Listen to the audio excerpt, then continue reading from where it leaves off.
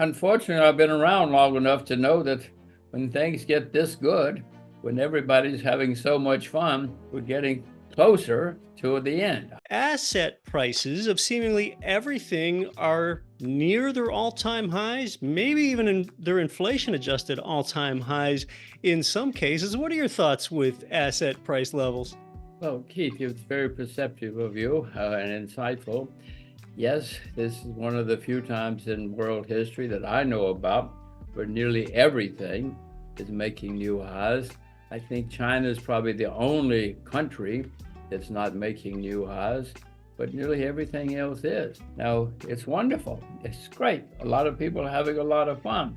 But unfortunately, I've been around long enough to know that when things get this good, when everybody's having so much fun, we're getting closer to the end. I am not selling short or anything yet, but I see the signs that this is going to come to an end, as it always does, and it's going to be a mess. And the reason is it's going to be a big mess this time.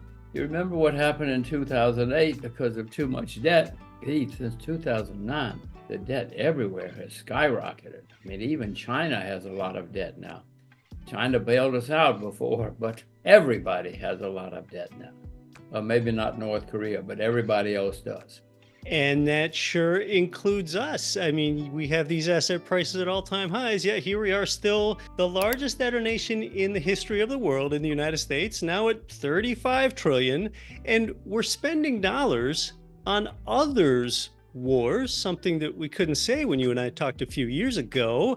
The biggest line item of our national budget anymore is about $1 trillion in annual interest payments alone. And, Jim, we're really on this course now where soon the US's annual tax receipts won't even cover the interest payments on our debt, and we may have to borrow just to pay the interest. So where do we reach the breaking point here with this world in debt led by the United States?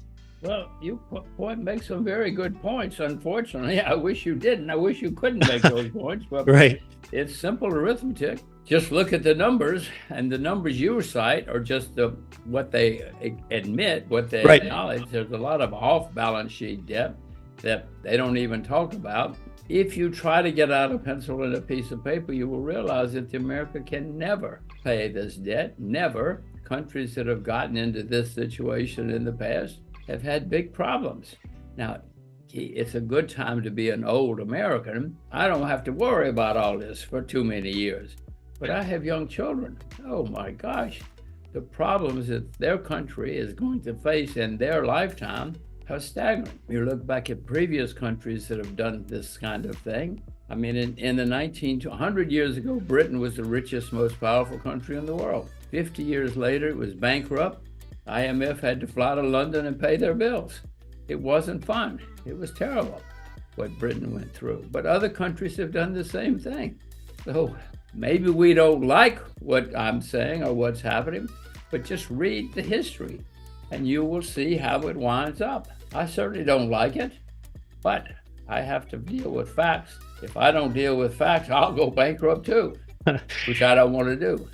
Yeah, sometimes let's laugh to keep from crying, right? When you talk about how certain government figures are just what the government is willing to admit to, I think that's the right lens to look through when you look at any government figures. Well, at least that's the part that they're willing to admit to. It's interesting that they're willing to admit to 9% inflation like we peaked at 2 years ago. But when you talk about the future and this huge debt load and children or grandchildren, could austerity be part of it? Something that's very politically unpopular, but if we lived in an austere state, wouldn't that really be sort of like the downfall of the American empire at that point? Well, that's what happened to the British, as I said. 100 years ago, they were the richest, most powerful country in the world. There was no number two then. 50 years later, completely bankrupt. I happened to be in England during part of that time, and it was a mess. It was wretched. So I don't like saying any of this, but I have to deal with the reality. And the numbers you cite are what they admit. The numbers are much worse. I don't know if anybody in Washington really knows. I don't even know if they care enough to check to see how bad things are. Because every time a someone from Washington, a politician or a bureaucrat says something, they say, don't worry, everything's okay. We have Janet Yellen, who's the Secretary of the Treasury, a year or two ago said, don't worry, we have everything under control. Reassuring, isn't it? Not really. Oh my gosh, she's got a couple of fancy Ivy League degrees. But she still says, don't worry, it's okay. Well, I worry. I'm probably not as smart as she is, but I worry. Well, it's interesting that you bring up the fact about the things that we don't know. And these numbers, these debt levels, and even the deficit gets so big, we're just throwing around this word trillion anymore. For some perspective, I happen to know that a trillion seconds is 31,700 years. In order to help put this into perspective, that's just about as far back as when the plains of Europe were being roamed by Neanderthals. That's 1 trillion seconds ago. And again, we are $35 trillion in debt, and we have a deficit of at least $1 trillion, the annual thing. Well, I'm glad you're putting some perspective on this, but I don't need it. I know it's a staggering, whatever number you want to look at, whether it's the one they report or the one that they hide, whatever it is. I know that America has a gigantic problem that is going to end up like every other country that's done this sort of thing. It's going to end up badly. America's going to lose its status, not this month, don't worry. July is okay, but no, I can read, I can add, I can subtract. I know how it's going to wind up. It's not good for young Americans. Jim, when I look at history and I think about sort of the powers that be and how they create and debase the currency and how those problems percolate into so many parts of the society, I think of the United States as basically they have a monopoly on creating currency. And I just wonder if that's part of the problem. I mean, Lennar builds houses, but they have competition from KB Homes. John Deere makes tractors, and they have competition from New Holland. Heinz makes ketchup, and they have competition from Hunt's.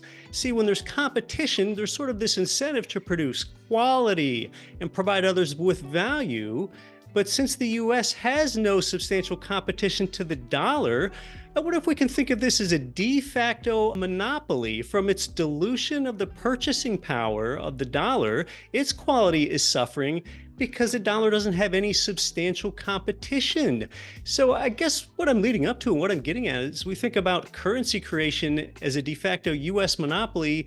I mean, does the government have to be the exclusive money printer where all this just ends up in the debt column here? Well, you raised some very good points. But back to the main point. The main point is you can add.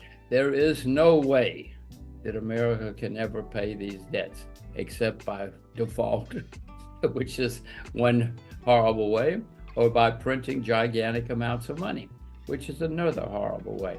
This is not the first time countries have done this, but if you just go back and look, it has never ended well. Never ended well. Yes, England is still there, but nobody thinks about England the way they did 100 years ago, and nobody in England lives like they did 100 years ago. I don't know what's going to happen to the US, except I know it's not going to end well, because I can add, and you can add and subtract. I wish we could subtract. There's nothing to subtract, because the debt just keeps higher and higher and higher. Now, Jim, I don't know if you remember this, but the first time you were with us, it was January of 2019. That was more than 5 years ago. And at that time, you said interest rates are going to go much, much, much higher. That was your direct quote, 3 muches. And you said that it's going to ruin a lot of people. And here we are with a lot of people ruined in the commercial real estate world and the apartment syndication world and so on. So if you continue to think there's going to be more currency creation to make it easier to pay back our debt, does that mean you believe that higher interest rates and higher inflation are going to be a persistent condition, say just till the end of this decade, which is about another 5 years? What do you think about inflation and interest rates for these next 5 years? Well, I know that in Washington, they will print money. That's all they know. They want to keep their jobs.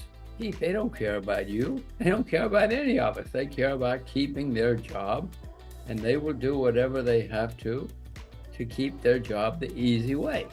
Now, the proper way, of course, is to buckle down and start doing something about the horrendous situation we're in. They don't care. They think they'll be gone by the time those times come, if they're ever coming. And they will say, but we're America. We cannot have problems like that. Well, that's what the British said too, once upon a time. And as I say, there was no number two to the British. They were that powerful. They were that much on top. It's not that I don't like saying it. I don't like thinking it. I don't like living with it. But I do hope I can prepare so that I don't go down the tubes like some other people will. But I mean, just do the arithmetic. It's very simple. The numbers just cannot work. I didn't say the numbers do not work. I said they cannot work because the situation is that dire. Now, they can hold it off for a while by printing money. Great for them, not for you and me. Certainly not for our children. Yeah, I think that's all they're going to keep doing. That's the most expedient way to do it, to keep printing. Any politician that proposes austerity and you having soup for breakfast, lunch, and dinner is not very likely to get reelected. So does that mean in the next 5 years, you foresee historically elevated interest rates and inflation, which is basically where we actually still are now? Well, of course I do. I mean, there's the market.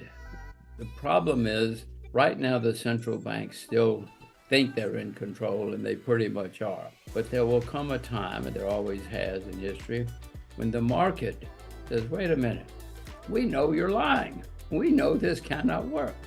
And then when the market takes over, and the market starts setting interest rates and other conditions, that's called a disaster. That's a real serious problem, because the market will know how bad things are. And the Treasury Secretary can sit there and say all day long, don't worry, we have it under control. And the markets will say, thanks, but we know better. You can watch this one next.